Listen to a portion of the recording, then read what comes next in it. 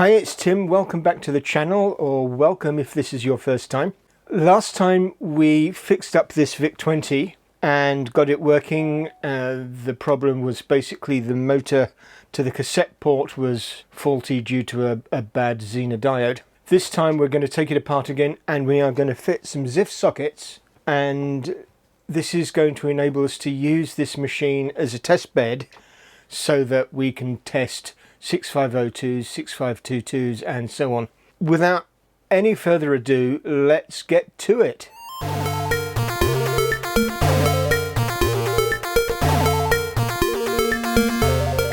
We are going to put these into sockets so that we can use this as a test rig, and we are going to clean the case so that it is all nice and shiny. I'd like to thank PCBWay for sponsoring this video. PCBWay make high quality printed circuit boards. These little boards are for converting 28-pin EPROMs to use with 24-pin ROM sockets like we have in this VIC-20, and we're going to be building some of these later on in the video. They come from PCBWay's shared project system, so they'll make as many as you want, starting from $5 for 10 boards. And this is a board that is one that I designed myself. PCBWay produced the boards and I built it. So if you have a printed circuit board you want to be made, or you want to use an existing shared project, then check them out, www.pcbway.com. Let's get to desoldering these ICs. So I'm just going to add some solder to these.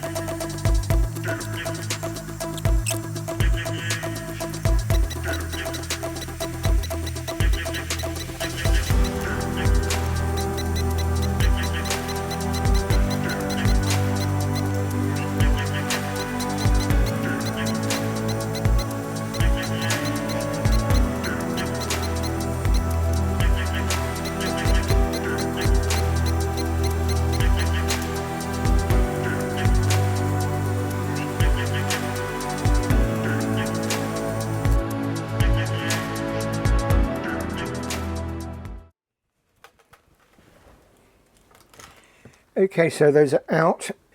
6502, you see I've got my wrist strap on. Philippines. But you can see the leads have been clipped a little bit short.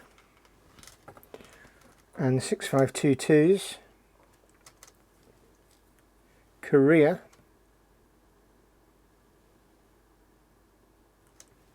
Again, they've been clipped a bit short. And this one, Hong Kong. So the chips have come from all over, and they're obviously different dates and different factories. So let's clean the board up, and then we can put the ZIF sockets in.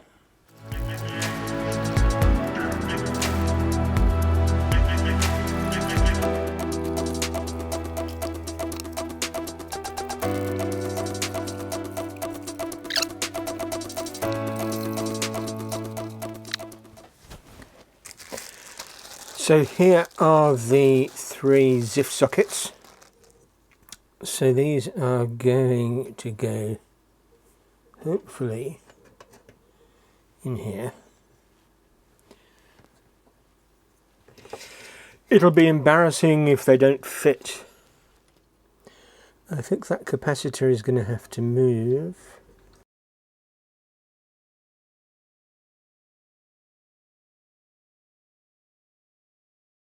Okay, that was a little more interesting than I was expecting. I had to file the ends down of these two sockets in order to get them to fit because of these two chips here, and I had to put this one in backwards because otherwise it would interfere with the socket and you wouldn't be able to shut the thing. I also had to take the keyboard connector off and move a couple of capacitors to the back, so this one and these two, but they're now in and we can solder them.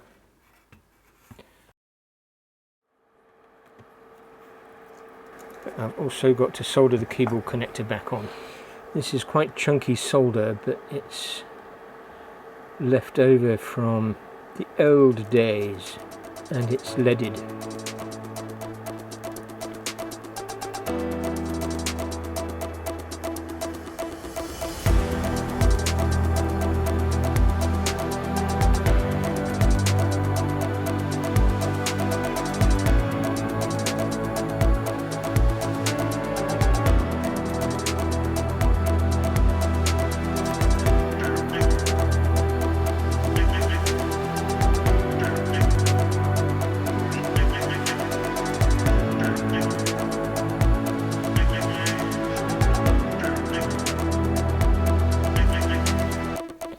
Okay, now I am going to mark on this socket that this is pin 1. And so it's time to put it all back together and run the diagnostics test again, just to make sure it all still works. Power to the power.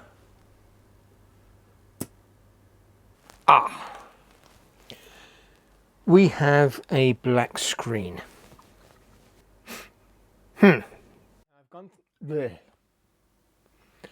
Now I've gone through a number of things off camera. I've checked the board for shorts on the sockets that I soldered in.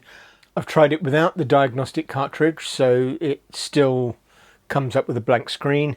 I've tried it without the VIA chips. It should at least start if the VIAs are not in the PCB. The absolute worst thing that it could be is the VIC chip. If the VIC chip has died, then basically it's not economic to repair it, because the VIC chips are now so expensive that it's probably not economic to repair it if the VIC chip has gone. Sad but true. There's no replacement version of it. They are like 2 megabyte Agneses on Amigas. You know, you're going to pay 60 quid plus. I've looked on Ray Carlson's site at his diagnostics text file, and he says that basically almost anything could cause the black screen. As you can see, the monitor is not off. That is the signal that is being displayed. We'll have a look at the signals from the CPU. I've checked that, as far as I can tell, the CPU is actually fine. The VIAs are actually fine. I've swapped them over. I've put a different CPU in. It makes no difference. I've actually looked at the signals on there. We'll go through that in a second. The most common failures that result in a black screen, according to Ray Carlson's notes, are the CPU, which I think I've ruled out, the kernel ROM, I was going to call it a kickstart ROM, the kernel ROM, and also the logic chips, just about any of the logic chips. Let's have a look at some signals. Let's just look at the CPU. I've got my 6502 pinout here that I can refer to. Now I'll pop that up on the screen separately.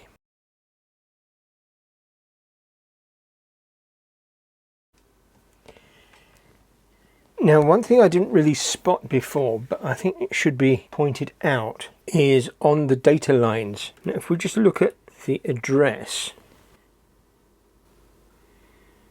you'll see we're getting quite nice signals. They're going between 0 and 5 volts. If we look at the data, you'll see something that's actually a bit different, and I'll try and stop it and see if...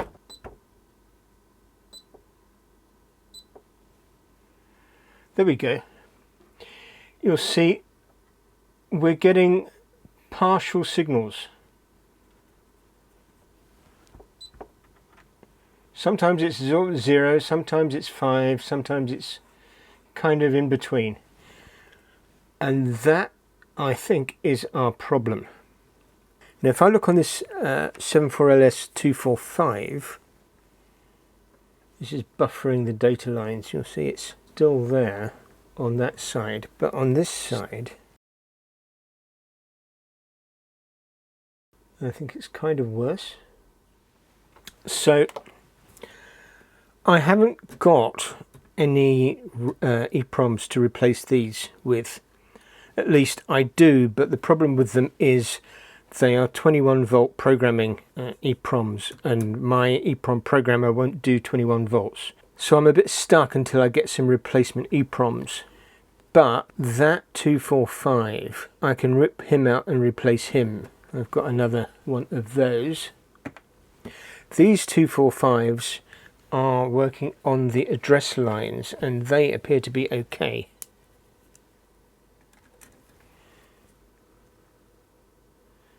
You'll see that's a nice signal, 0 and 5. Now I don't know if it's this that's causing it, or it's coming from these, or it could be coming from any of the logic chips really, but it's a candidate. We can change that and we can have a look. So that's what I'm going to do.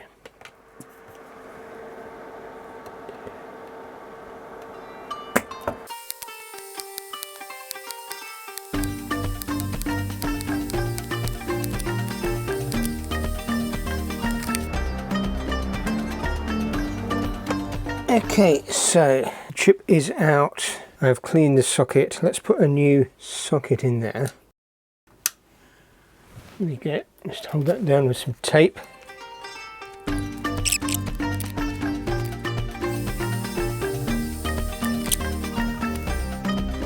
Now this replacement is actually a 74 HCT, but that should be okay as a replacement.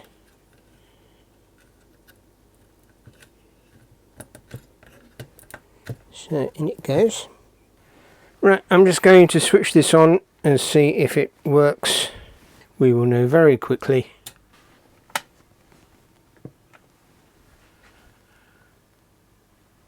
No, that did not make a difference.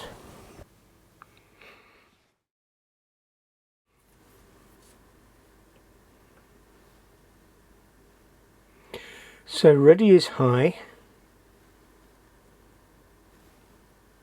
We've got clock. IRQ is high.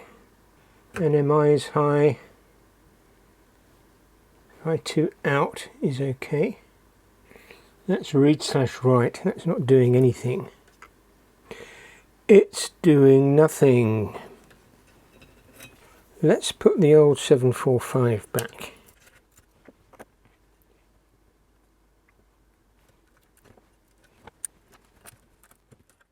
Okay, that's interesting.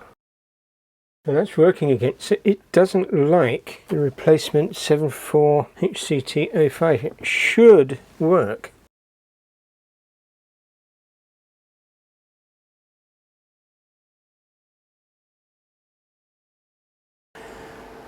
Okay, so I've programmed this EPROM with a new kernel ROM, and in order to put this into the VIC, this is a 28-pin ROM, whereas what the VIC has is a 24-pin ROM, and so we need an adapter.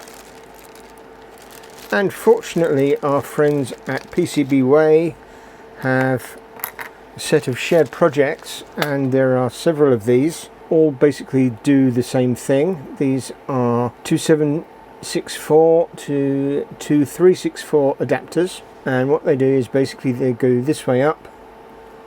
2764 EPROM goes in this side, and we put pins in the underneath for the 24-pin EPROM, sorry, to go into the board, and we had some pull-up resistors and a little solder dob there just to configure it, because this board can be used for a whole bunch of different EPROMs all the way up to 27512s. So it's got surface mount resistors. These are 10k pull-ups, tiny little things. I've got a whole strip of them. They came in basically a reel of 100.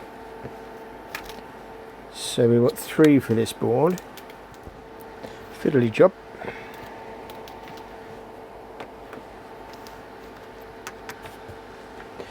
So what I'm going to do is I'm going to solder a little blob here.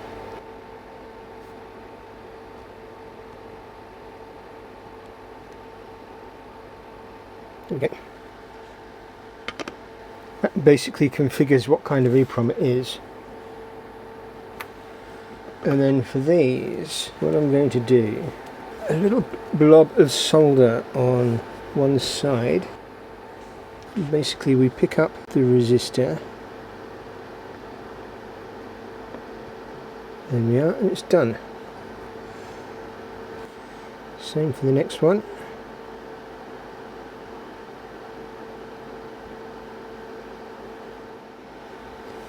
And same for the third one. And then we just solder the other side.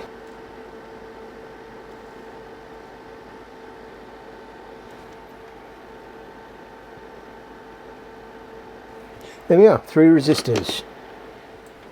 For the pins, what we want to do is get a piece of breadboard, and this is a piece of breadboard from an old project that hasn't had all the wires taken out yet, but it will do for the time being. And what we need to do is break off 24 pins.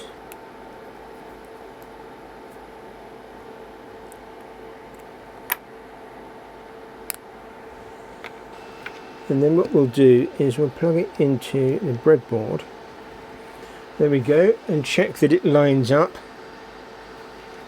And we know that that's going to be square and it's going to go quite happily into the PCB.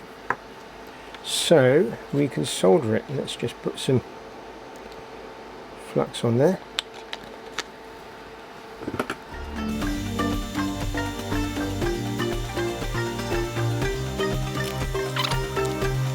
And we want to keep it very low this side because we're going to clip those off.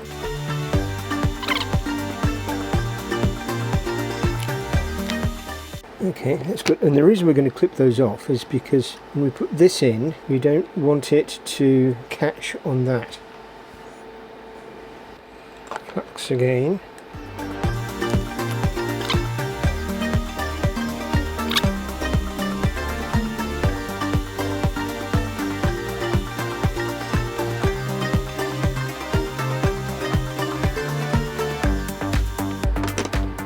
Now you want to find turn pin connectors like these as opposed to the big chunky square things, because the big chunky square things will pull open these sockets and they'll basically ruin it on the board. So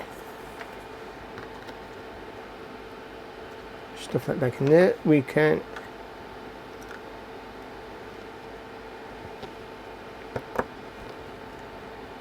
plug in the ROM, EPROM, and that is our little adapter.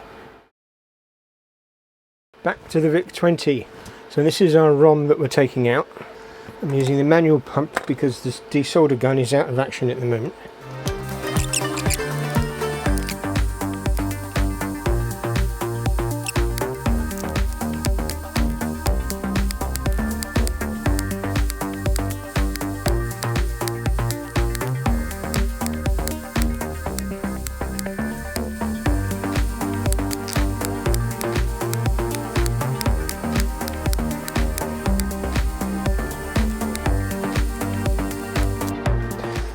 Okay.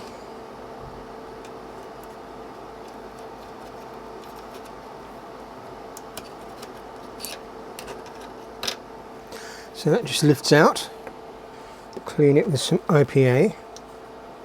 It could theoretically be this ROM as well. We'll see.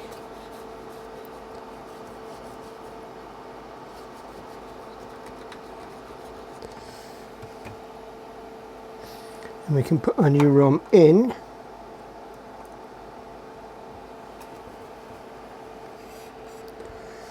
A little rummy tower.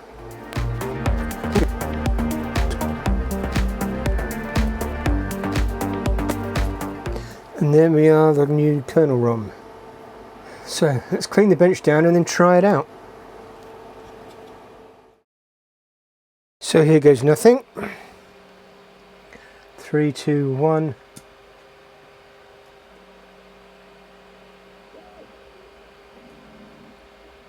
And nothing. Okay, so it's not that. Let's just check that with a scope and see what's going on. Okay, we can still see the midpoints there, which are obviously wrong. So it was not the kernel ROM. We can try the basic ROM and then we're going to start trying the RAMs and the other chips. I don't know what those do. Does that look right? Doesn't look like it's going down to ground. Same there.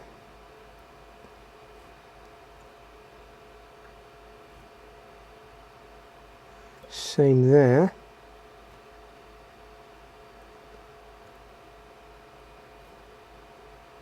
Well, there's some going down to ground, but some not going down to ground.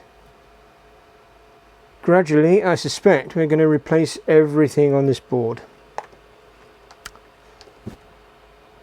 Oh well. So I've gone through and I've changed the basic ROM and that made no difference, and I went and tested the other 7.4 LS logic. All those ICs checked out in the logic tester and it's the same result. So we're now down to looking at the RAM buffer thingy, the RAM, that's the character ROM. I don't think that's going to have an effect. This is IO stuff, I'm not sure that that's going to have an effect. Maybe that logic chip, and then it's basically the VIC, and so at that point this machine is stuffed. It's looking less and less encouraging at the moment, but we will press on. Now I'm going to have to order RAM chips because I don't have any in stock, so that's going to take a bit of time. Meanwhile, I started this goodness knows how many weeks ago. It will take goodness knows how many weeks. This was supposed to be a quick video, but ho-hum. Anyway, let's keep going.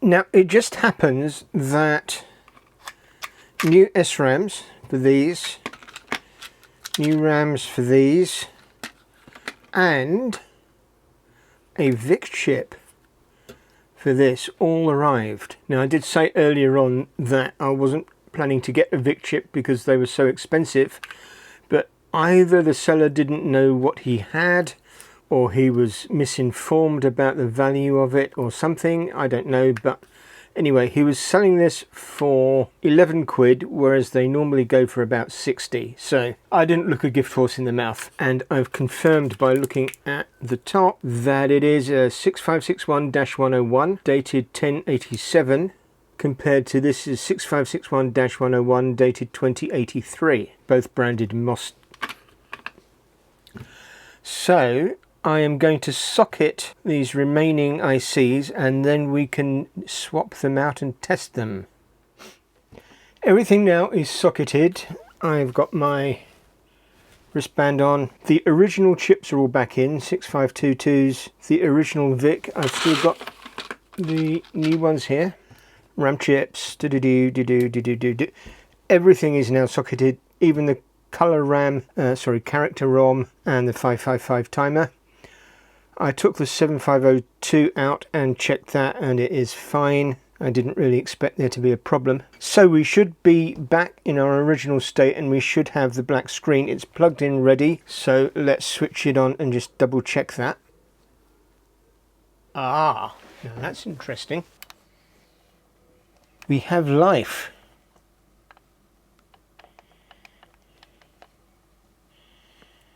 But we have a bad 6522, which would be that one. I have some spares of those, so not any of the new chips, which is interesting. So the VIC is actually working because we've got video. I wonder what that was. It must have been a connection or a joint that got fixed when I put the new chips in. Sorry, not the new chips, the new sockets. Right, here's my little sheet of miscellaneous ICs.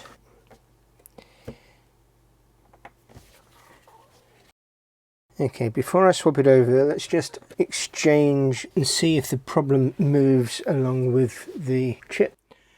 Okay, so these two ICs are swapped over. This, I think, is the suspect one.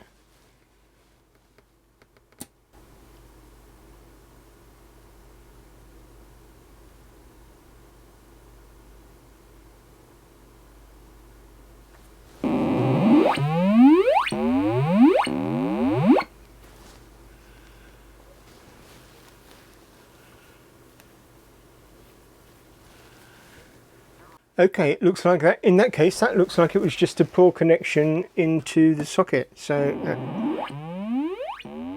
that is fine. It is working. So let's put him back together now. Board is in the case. I have a bunch of screws.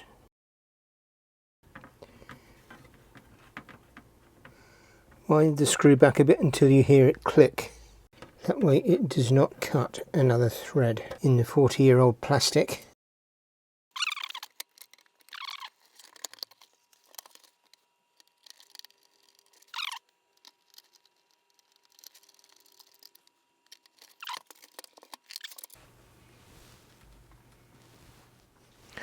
One final test of the machine just purely on its own.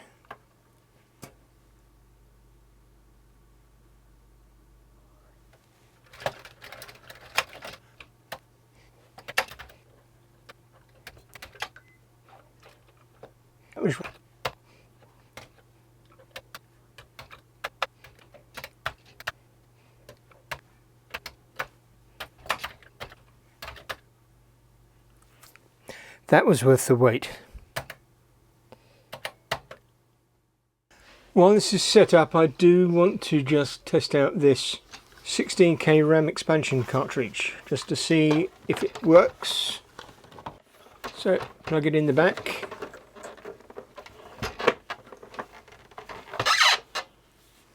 Switch it on. This should just be a power on test. 19967 bytes free. That is definitely 16K. So yay, that works. I have a couple of other cartridges here, Road Race and Jupiter Lander. Let's give those a try. I have no idea how to play either of them, so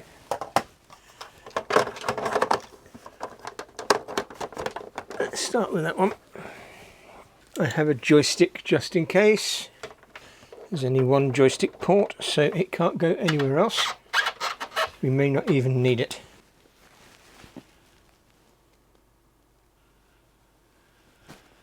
Okay, that's interesting. It's well off to the side. I'm not going to bother trying to adjust the TV for it. So F1, F3 and F5. Okay. That's the demo attractor mode.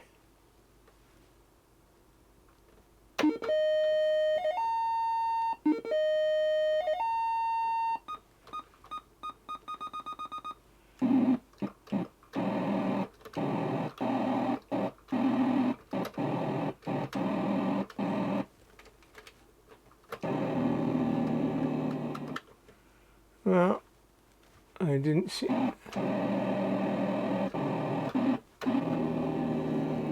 Okay, obviously not a gamer, but it works, I get the idea. And what's the other one? Road Race.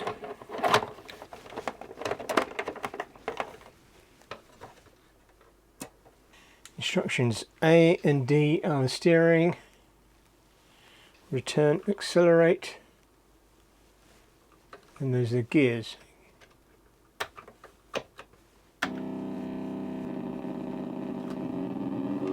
Ah.